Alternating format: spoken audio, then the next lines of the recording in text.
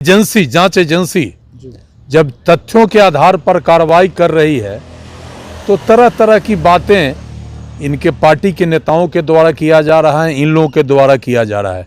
नमस्कार, news for nation देख रहे हैं आप। मैं हूं आपके साथ धीरज सिंह। ईडी की ओर से राउज एवेन्यू कोर्ट में लैंड फॉर जॉब मामले को लेकर एक नई चार्जशीट दाखिल की गई है, जिसमें लालू परिवार के कई और सदस्यों का नाम डाला गया। हमारे साथ है भाजपा के वरिष्ठ नेता और बिहार के पूर्व मंत्री अजीत कुमार जी। सर, ईडी की ओर से एक नई चार्जशीट दाखिल की गई है कोर्ट में, उसमें लालू परिवार के कई और लोगों का नाम है। आरजेडी की ओर से तो कहा जा रहा है कि पॉलिटिकल मोटिवेटेड ये नई चार्जशीट है। देखिए, ईडी, सीबीआई और अन्य जांच एजेंसी से आदरणीय लालू यादव का परिवार का बड़ा पुराना रिश्ता रहा है।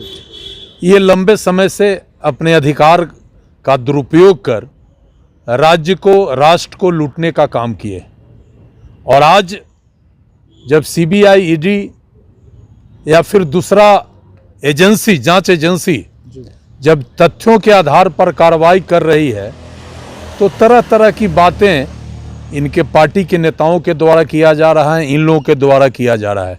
मैं पूछता हूं कि जो तथ्य उस घोटाले में, उस स्कैम में आया, उस तथ्य के हिसाब से जांच एजेंसी जांच करके मामले को सामने लाया है, और आज उन्हीं चीज़ों पर, उन्हीं विषयों पर जांच को आगे बढ़ाने के लिए जब माननीय तेजस्वी प्रसाद यादव, आदरणीय लालू जी एवं उनके परिवार के अन्य सदस्यों को ईडी ने तलब किया है, तो केंद्र सरकार और ईडी पर अनर्गल ये लोग आरोप लगा रहे हैं।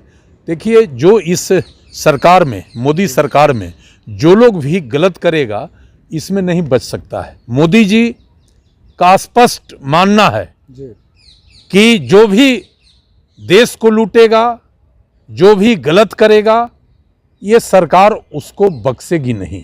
और इसी दरमियान ये सारी कार्रवाई हो रही है, और कोई ऐसा नहीं है कि लालू परिवार पर ही कार्रवाई हो रही है। देश में जो भी ऐसे लोग हैं, ऐसे व्यापारी हैं, ऐसे उद्योगपति हैं, सबों के खिलाफ ईडी और सीबीआई कार्रवाई कर रही है।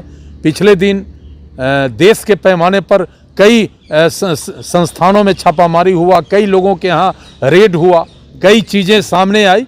तो स्पष्ट है कि मोदी सरकार में कोई भी अपने पावर का दुरुपयोग कर अगर राष्ट्र को कमज़ोर करेगा, स्कैम करेगा, लूटपाट करेगा, तो वो बख्शा नहीं जाएगा। लेकिन आरजेडी की ओर से कहा जा रहा है कि जब से बिहार में महागठबंधन की सरकार बनी है, तब से बिहार में ईडी और सीबीआई एक्टिव हो गई। तमाम पुराने मामलों को लेकर जो बंद हो चुका था, उसको खोल के फिर से एक बार सजा दिलवाने की कोशिश। नहीं, देखिए, न्यायिक प्रक्रिया बड़ी लंबी प्रक्रिया होती है, और लालू जी का परिवार का तो इतिहास है।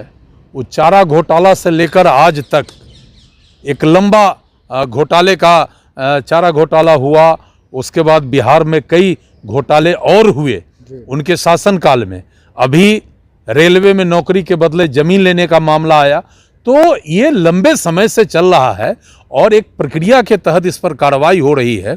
तो इसमें ये कहना कि महागठबंधन का सरकार आया है तो ये कार्रवाई हो रही है, ये बेईमानी है, और ये लोगों को गुमराह करने का, लोगों का जो लोग का सोच है, उसको सोच को डाइवर्ट करने के लिए ऐसी बातें की जा रही है। ईडी अपना काम कर रही है, और देखिए, जो लोग भी देश को लूटा है उसको मोदी सरकार में पाई पाई का हिसाब देना पड़ेगा। आखिर में एक सवाल है कि आरजेडी की ओर से यह भी आशंका जाहिर की जा रही है कि लोकसभा चुनाव से पहले तेजस्वी यादव को गिरफ्तार किया जा सकता है, ताकि लोकसभा चुनाव में प्रचार ना कर सके। अब मैं पूछता हूँ कि जब आप गलत करेंगे, जब आप को पावर रहेगा, अपने पावर का, अपने अधिकार का दुरुपयोग करिएगा, कानून के खिलाफ काम करिएगा, तो कानून अपना काम करेगी, और इसी रास्ते कानून अपना काम कर रही है।